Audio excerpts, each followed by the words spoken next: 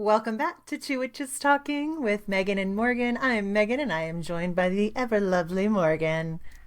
Hello! Hello. For those watching on video, I'm Yes. shaking, I'm wagging my tail today because I am so excited to talk about this.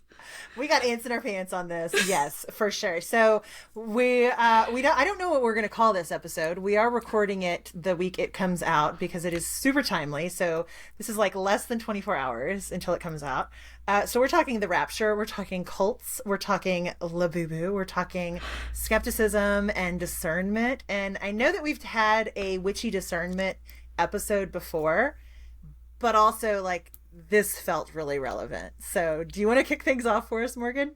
Yeah, because she texted me this morning, so what are we talking about today? I had a slow morning. So Same. I'm like, basically the only thing playing over and over on repeat, living rent free in my head right now is the fact that the rapture was supposed to happen this week. Yeah. And I went down so many rabbit holes. I'm now on the side of TikTok that they call Rapture Talk. I can't get off of it. So now I just have to put TikTok to rest for a little while because it's nothing but Rapture videos. But that's what I was like. They're calling this like spiritual or religious psychosis, and that's fascinating to me too. So that just leads into cults. And then Megan said she made notes on Labubu. I was like, oh my God, I love this. All of it. Yeah. Yeah. It's pretty awesome. So, Yeah. to like kind of set the stage, because I think that the rapture thing kind of feeds into it's cultish behavior for sure. Yeah. And if you haven't read the book by Amanda Montell called Cultish, it's all about the language of cults and basically like how cult leaders are able to how they act, the words they say, the way they isolate their followers. It's like basically it's an analysis of cultish behavior from a linguistic perspective. Fantastic book. She's also the author of Word Slut, which is all about you. Have you read that one? I think I've read that one. Yeah. I Yes. may have recommended it to you. I don't know. Yeah. It's amazing. Yeah. And it's all about the genders and like gendered language and all of Yeah. that and how it's been used as a weapon throughout the years. So Hmm. I've got her next one on my TBR. Anyway, but using kind of her definition because she has become an expert in this, it's basically cultishness is the language and methods used to convert people to their cause or their cult, and it's usually through behavior modifications, really kind of strict parameters for how a situation is talked about, and it's this isolation from other people and support systems. So with like rapture talk, it's all the rapture talk people talking to each other, and like if they stray from that, then it's like no, but this is how it is. And we see a lot of cultish behavior these days in a lot of different ways. Some people sold their cars. I know. Did you see the service that was like, we'll take care of your dogs and cats when you're raptured? No, but if you gotta make a quick buck, I mean that's Mm-hmm. you know. There No, were I did. people that like planned out, like they had whole like binders full of like information on like where to find stuff in their house because they were going to be gone from their house, and they knew that those of us left behind might be scavenging for things because evidently at the rapture anyone who knows how to grow food or can things or operate a coffee maker, like they were all just gonna poof out of here. But like literally they were stocking their pantry to make sure those of us left behind had food. I love this. So I want to go back just a little bit because Yeah. just for those that have no idea what we're talking about. So this originated about a month ago on a South African podcast. There Okay. was a guy, Yeah. just a dude, not a pastor, not a particularly religious person, said that Jesus came to him in a dream and that the rapture was coming soon, and he heard trumpets in this dream. And so I don't know if it was him or the hysteria that happened that followed it, but people associated the sound of trumpets with the Feast of Trumpets, which is, I believe, the Hebrew New Year. Yes, which Rosh was Hashanah. Yes, which was the night of September 22nd into the sundown of September 23rd. So therefore, all of these puzzle pieces came together, and people were like, the rapture is happening on the 23rd. And yes, they went, it was like a 50-50 split too, whether your body was going to go with you, and then whether your clothes were going to go with you, because there were even people saying put instructional notes into your pockets of your pants or something, saying, if you find these clothes, I've been, raptured, and, this is my name. And then I'm like, so are we just going to have naked people flying up to the, like, it was so, okay. So another thing I want to say is this subject, religious cults, the rapture, all of it, any type of religious psychosis or spiritual psychosis absolutely fascinates me. That is the word that I use to describe it. It's just like, for me, serial killers fascinate me. So it's not a judgment thing. I am extremely curious about the thought process it takes to believe this, or to fall for something, or like, what steps in your life were taken prior to this moment that you sold your car, made a manual for those, and why do you think your family's not going with you? That's another question. It's just, it's fascinating. I agree. Well, and to back up even before that, the idea of the rapture, and I pulled this up while you were chatting because I'm like, I'm going to pull the dates up, dang it, comes from 1830 with Margaret MacDonald's vision. She was a Glasgow, Scotland woman who claimed to have a revelation that the rapture was going to happen. And then after that, a man, a British theologian, stole the idea and made it really popular. Also in the 19th century, his name is John Nelson Darby, and he ran the Plymouth Brethren movement and adopted her idea as his own, shocker, and then brought it forth. And I heard someone call this Christian fan fiction at one point, and I think that's the best term for it. Because it's not anywhere in the Bible. And I mean, I grew up in Southern Baptist and Southern Methodist churches as a kid, and never once was it ever brought up. This is not official church doctrine. So it's Christian fan fiction. And that's when it starts getting cultish. And it starts getting a little scary because, I mean, I don't know, like, we know what people were doing on Rapture Talk, but like, who knows what other people were doing? Like, did some people quit their jobs ahead of time? Like, how far does it go for some of these folks? And then what happened the day after? Like, right. You weren't raptured. So when September 24th rolled around and you're still here on Earth, I mean, I would think there's a lot of very depressed people, and people that are like, why didn't Jesus come get me? Yeah. And then internalizing, and I think that has to be a lot. I would like to see, or I wonder what the fallout of this was, not only psychologically, but like, did people quit their jobs? Did they, tell their significant other to like, fuck off. I hate you. I'm going to be raptured. You're going to be stuck here on Earth. And then, come Wednesday, they're like, so, you know what I said yesterday? Right. Yes. I saw somebody else, some woman that, like, she was kind of making fun of the whole thing. And we're trying really hard not to make fun of it here. Yes. Like, we want to express that. But she was like, yeah, I was out the moment they were like, I'm going to be raptured. And she's like, without my dog? Are you kidding me? I'm like, yeah, no kidding. I ain't going anywhere without my dog. Yeah.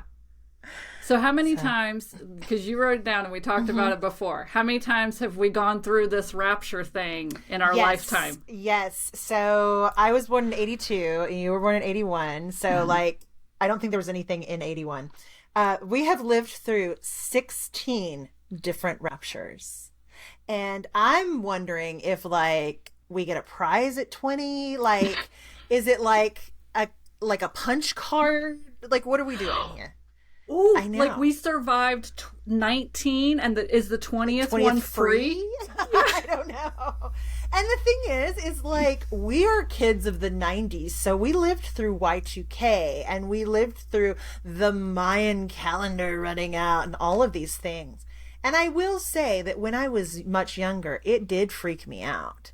Like the concept of like a rapture, or the concept of like a calendar running out and like time ceasing to exist, because some people and places were talking about it's like, oh, time is just not going to exist anymore. I had little existential crises at like 17 and 18 years old. It can be very scary for people, and so I think that's where it gets really, really damaging to like the collective conscious. Yeah. You know, and not to mention Labubu. But yeah, there's a lot going on, and I think that the spiritual psychosis bend of this is the thing that we really want to focus on, because we love a good conspiracy theory. Yeah. Like, yeah, let's dig into it. It's a lot of fun. Seriously, I'm going to tell all y'all, if you get Morgan talking about her conspiracy theory with the JFK assassination, yes, she will go. It's a whole thing, and it's awesome. Yes. And so like we're not discounting like conspiracy theories and whatnot, but there is this element of like the damnation of the human soul right now that seems a little troubling, down to things like toys like the Labubu that is supposed to be like some embodiment of some like Persian demon or something. It's the journalists and people are calling it the next satanic panic, which we had, of course, in the 90s. Yeah. Where, any white panel van was not going to be construction workers just like doing their job and being normal people, but it was somebody that was going to kidnap you as a child, haul you into the van, and sacrifice you to Satan and or demons. And yes. That was a fear that I grew up with. Did you also experience that? I did not. That's good. I also knew nothing about a rapture either. So even though I grew up, yeah, I grew up in backwoods Virginia. So, but we didn't really go to church. Yeah. So, I was raised a Christian, but we never really, we went to church on the important days, like the Easter and the Christmas and, but it wasn't anything, shoved down my throat as a child or anything like that. So yeah, I did not grow up. I do know though that I want to say one of the largest, I would say, cult leader. Well, actually the documentary, this is like a whole season of it on the CW or something, would also call her a cult leader. But I want to say it's Teal Swan. It says that she was actually abducted during the... What? So there is a cult leader. I do not know if it's Teal Swan. There is a female cult leader out there who, by definition, is a cult leader. Who, yes, says that she was abducted by a whatever during the Satanic Panic, and rituals were done to her, and all of this kind of stuff. And she had no memory of this until she started working with a psychologist who was behind the Satanic Panic thing. And this psychologist, quote unquote, helped her release these repressed memories of her being a part of the satanic. But it actually, quote unquote, happened to her. Okay. So I heard abducted, and I automatically heard in my head aliens, first of all. So apologize for that. But so the therapist was supposed to have been like a part of the whole Satanic Panic thing? They were actually one of the psychologists that brought it to mainstream light that we should all fear Satanic Panic. And then that psychologist made their money off of counseling kids who supposedly were part of this. They've been abducted and satanic rituals happened, and then they, for whatever reason, were released after that. Right. So she made, I think it's a she, made her money off of furthering the satanic panic Okay. fear. Okay. So, Yeah. with the caveat of if someone was abducted and anything happened to them, Yeah. I would hope that there would be some sort of criminal prosecution. And that's a very real thing. Yeah. Okay? Let's just put that Yeah. out there. Also, if we're treating a lot of these kids that this happened to, but there was not any sort of like identification of the bad guys or Yeah. prosecution or conviction of anything, then like that to me is a red flag. That it's like this is something, this is going back to that psychosis thing, that spiritual psychosis bit where you know, there are some really unethical therapists and psychiatrists out there. I'm not saying that this person was for legal Yeah. reasons, but I am saying that feels like a red flag. Yeah. And that's what I think the concept of spiritual psychosis or religious psychosis, which what by definition it's just when a certain set of mass people believe the same thing that is completely ungrounded. No, Isn't it can that? actually be just like one person because I saw Oh, this happening like there was somebody on Witch Talk that like fell out. It was a male witch who worked with Lilith, which again, what are you yeah. asking for here? And he had like a little minty bee over it all. And he was like, I am the son of Lilith, and she has told me that this is what's going on. And like, he was fully positioning himself as like literally birthed by Lilith into Oh. his human body, from what I understand. I could Uh-huh. never find him, but this is just, how you just Yeah. hear the things on social media. But yeah, it can be just one person who's experiencing this. So the gal that you were talking about before we started recording, who's sitting in her front seat crying Yeah. about it, like that's spiritual psychosis by itself. Yeah. Without, And without us being therapists who can diagnose these yeah. things, of course. But Yeah. yeah. Okay. But why does it always seem like, well, I can't even say that though. I was gonna say, why does it always seem like it's not the non-Christian stuff that goes like that goes viral? It always seems like it's the Christian weird stuff that happens that goes viral. But I can't even say that because we had was it last year? We had, I don't know if you heard about the astrologer that Mm-mm. that was bad. So this might be a little trigger warning for those. Yeah. There was an astrologer who had read some astrology thing and saw that the end of the world was coming. So she lived in LA. She drove down the freeway and threw her two children out of the car Oh on the God. freeway. Yeah, and then crashed her car like in a very death-inducing way. Oh God. And I think the baby did not survive. But unfortunately, like the 2 or 3 year old did. And I just say unfortunately Yeah, because that kid is yeah. going to be traumatized for the rest of its life. Yeah. But yeah, so she, again, this is an example of even over on, our side of things with astrology or, witchy type things. She had read something about in astrology about the end of times. I want to say it was some kind of alignment that was happening like last summer, Yeah. and decided that this was what she was going to Awful. do. Yeah. That's awful. So, I know. I just. Oh, yeah, that reminds me of a video that I saw this year, like before the Rapture, and there was this woman, and she was like filming her talking to her little baby, and this little baby can sit up, but that's about it. And she's just like cupping his face. It's like, oh my baby, I'm gonna miss you so much. And like me and a bunch of other people were like, oh no, it's like, does the baby have cancer? Is the baby terminal? Like, what's going on? Because she's like, I'm never going to be able to see you grow up, but it's okay because Jesus is coming and we're going to be raptured and it'll be all right. We'll be perfect in heaven and all that. And I'm like, and she was really emotional about it. And don't get me wrong, I know people can like act for social media, but it seemed yeah. like she really did believe it.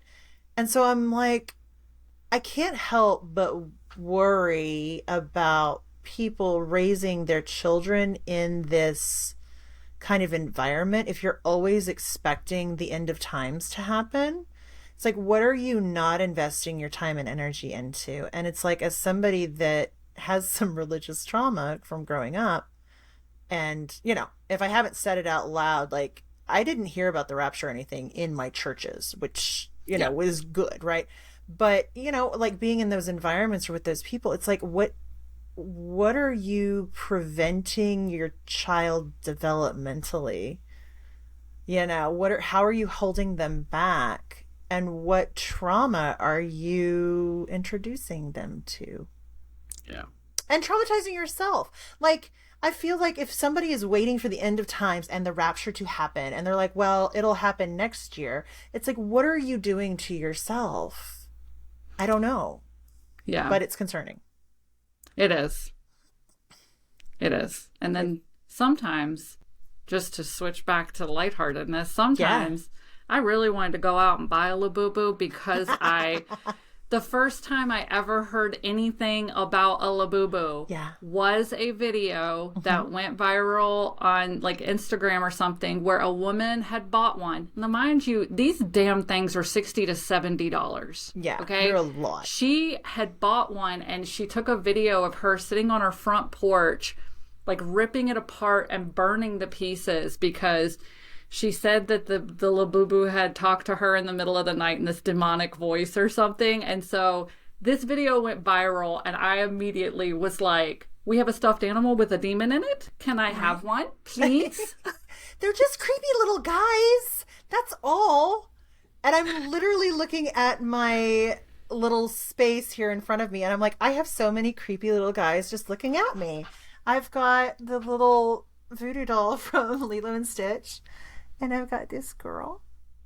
And I've got my Mothman, but I've got like this is like a little money tiger with like dollar signs for eyes. I don't know. Well, Labubu is just a creepy little guy. Although have you seen like how people dress them up and they have like little like designer outfits and stuff on them? Like it's a little crazy. Yeah. In like a fun way, but it's crazy. Yeah. No, I came close. Colin and I had a date a few weeks ago, and we went to the big mall, the two-story mall. And we were walking by a little store, and I see him in the window, and immediately go in, and I'm like, and I'm just like, my eyes are lit up, everything, and the guy behind the desk is like, they're real. And I'm like, oh, and Colin goes, what is that? I'm like, a Labubu? And he's like, what? And he goes, what is it? I was like, it's a stuffed animal, but they say that they're demonic. And he just looked at me. He goes, it's $70. And the box, I mean, they're only like 7 inches. They're not big. No. He goes, it's $70. Let's go. And I'm like, I want a demonic Labubu. I never went back and got one either. Oh, so sad. I still have. I'm going to get one of these days. I'm just going to sneak off to the mall and get one myself. You should. You should. Maybe in a couple weeks, whatever. Just like when you have maybe a witness/accomplice to just like, I don't know, keep watch in case somebody notices. Anyway, all that aside. Yeah, and it's just like, oh my gosh. I think a lot of this stems from the times that we are living in. There is a lot of war and famine and bad shit happening, and technology is advancing at a pace that our nervous systems are not ready for. And it's just very stressful. And I think and I hope that a lot of this rapture and conspiracy theory talk is a hope for a better possibility in the afterlife. Hope for something easier. And it is. I can see why this took off the way that it did right now, especially even though this originated in South Africa, it seemed to have gone crazy in America. Yeah. So I had to ask myself that question too, like, why did this? Because let's face it, how many times have you had a crazy dream or something, or gotten a message download or something? Like, we witches are almost, it's second nature to have a deity come to us in a dream with, some type of instructions. And if we talk about it on a podcast or on our website or on social media, that shit doesn't go viral. It doesn't, So why did this go viral now? Yeah. And I think it has a lot to do psychologically with people wanted to be rescued. Mm-hmm. Like Yeah. they want to be rescued from, especially in America, Mm-hmm. they don't know how to process everything that's happening. Yeah. It's just weird. It's getting weird out there. It is. I have found myself describing things as crazy pants like 4 times already this week. And I think that just sums it all up. Like the world is crazy pants right now. So I understand like wanting to be out of it, wanting to be rescued from it. I get it. But at the same time, like there's something to be said for working with what we can put our hands on like right here, right? Like the changes and the actions we can make right now for ourselves. Well, I think that's why when we witches hear stuff, we go, oh, okay. But we don't do anything with it because we know that the power lies within us. We are the divine vessel. Right. And the Christians don't understand that. They are told that Jesus, God, some other person will save them and they have the power. So when you are hurting, when you're in pain, you pray to this other person or deity entity, and this thing will grant you what you want. Your power is completely taken out of it for most Christian belief systems. Yeah. So I think that's where it is, oh, well, Jesus will come save me from all of this hell right now. You know, whereas we witches are like, if you're in hell, you have the power to change it. Yeah. Well, and that actually kind of winds back around to Labubu. Or do you remember a few years ago when Tickle Me Elmo became popular and somehow that was satanic and like Again? evil? Well, Tickle not Me like Elmo. like Tickle Me Elmo, like when it first came out. Oh, okay. Yeah, Yeah. no, that was fun. Yeah, it's just like Elmo is of the devil. What? Somehow because he was a little red monster. I'm like, you've never seen Sesame Street, clearly. Like, what is your problem? Anyway, because if you feel powerless, as a lot of Christians do, then it makes something like a Labubu doll, which is a creepy little guy, that much scarier because that means it has the power to influence you. Yes. You know, and it's like being in this state where you feel like you're on the lowest rung of the power ladder, essentially. That's a very sad place to be. And I can say that from experience. You feel very powerless, you feel helpless, and you feel kind of at the whim of everything else. And so I think that that's when, you know, nameless satanic cult is going to kidnap my child and Labubu is going to, you know, take over my soul, and, you know, all of these things that we witches don't worry about really. All these things seem and feel so much more powerful when you are powerless. Yes. I know. And that, if any doll if any doll was gonna be possessed, it was gonna be a damn Furby. that's what I was gonna say. I was like, I'm gonna make 2 points. That was the first one. Furbies are from hell. Yes. And they even tried when they brought them back. They tried to make them less creepy, but it didn't. It did. The first ones were super creepy though, because you could hear the mechanics of the mouth and the eyes moving. So at least technology's come far enough to where you can't hear that anymore. Yes. But they were no, those are from Satan. Those things talk to you in the middle of the night for no reason. Oh yeah, mine talked to me in the middle of the night. Like I had one in high school. I was like, you need to stop. Yeah.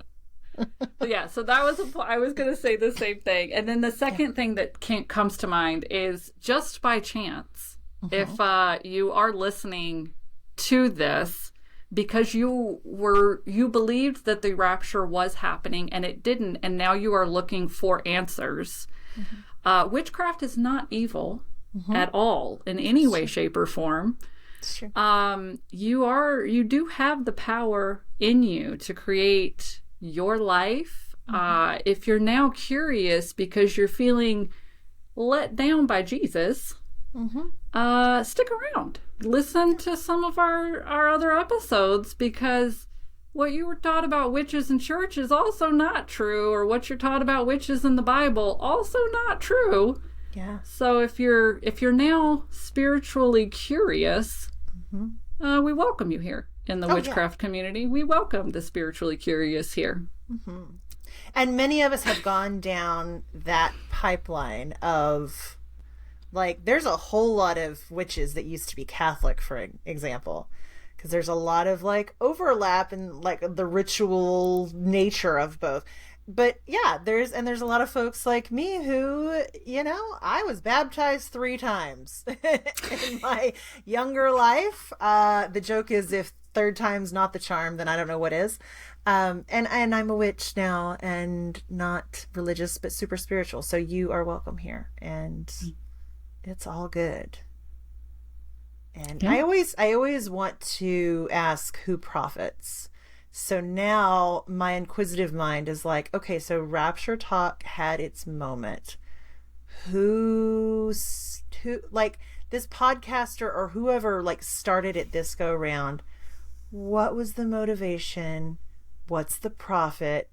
Who won here? And it's profit with an F in the middle of the word, not PH. Yeah. Yeah. Yeah. I just wonder. Yeah, that's a great question to ask. Yeah, it's always who profits and follow the money. Like, because one of those 2 questions, the answer will reveal a lot to you. So that's just my like real world skepticism coming in. Yep. But yeah. I think that's it on this topic. Yeah. No, that was a good like circle closer. I love it. And I can't remember, is it your time or my think to pull a card? I feel like it might be yours. Yeah, that's what I think. Like, I think it's mine. I don't know. We'll find out here in a second. I know, right? This one's just broad. Okay. What's something you wish you had said but didn't because you were worried about the consequences? Oh, I don't know. That's really broad. I know, that's really broad. I mean, I'm not gonna lie. I have very strong opinions on a lot of things and would love to name drop a lot of things sometimes, but I don't name drop a lot because I'm scared of being sued. Yeah. Yeah, I feel you. Well, yeah, and I feel like there was probably something that, like, I wish I had said at a traffic stop when I was, 22 or something. But I think the interesting point of that is, like, as you get older, you get better at speaking up for yourself when you need to. Yeah. So, and when you keep your mouth shut. Yeah. Like when you just mentioned. Yeah. Yeah. Interesting. So yeah, we want to hear your thoughts on the Rapture, on cults, being skeptical about them. And if you have a Labubu, please tag us in it on Instagram. Like, post in your stories and tag us, because we want to see your little Labubu babies. And we are still accepting scary, spooky stories at our email address. Please send those in to twowitchestalkingpod, POD, @gmail.com. And yeah, we'll read them out on the air. We'll keep your name a secret, of course. And yeah, give us a follow. Instagram is Two Witches Talking. And on YouTube, under the Ink Goddess Creations account, you can find us under the podcast. We also have a Patreon that is free to join. And you can see all of the videos there, as well as video clips that we're a little afraid to post on social media because they might be a little too controversial. They're over there on Patreon. But like, subscribe, share with your friends, and if you have a friend who did not get raptured and was expecting to, and now they are feeling a little lost, bring them over to us and they can be a part of the extended coven because everybody's welcome here. Yes. For sure. For sure. I think I hit everything. Yeah. Yeah. Awesome. All right, my friends. Stay hydrated, stay healthy, stay safe, stay magical, all the things. And we'll see y'all next week. Bye. Bye.